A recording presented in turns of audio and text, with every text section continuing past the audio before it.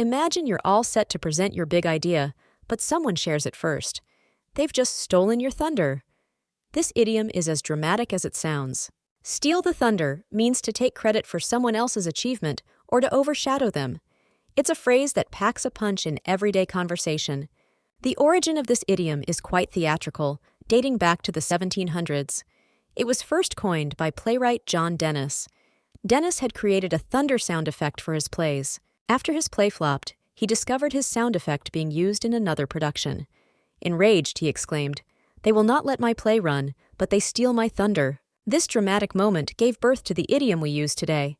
It's a vivid reminder of how credit can be snatched away. Now let's look at some examples to understand it better.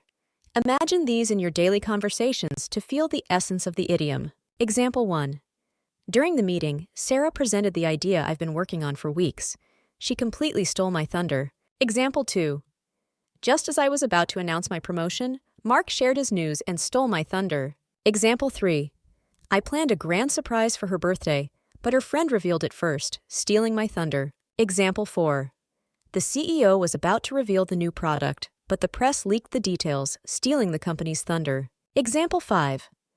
At the award ceremony, another artist performed my song, stealing my thunder and the spotlight. Understanding "steal the thunder" helps you see how credit and recognition play out in various scenarios.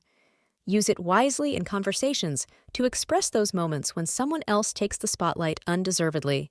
Thanks for joining us. Don't forget to like, share, and subscribe for more enriching content.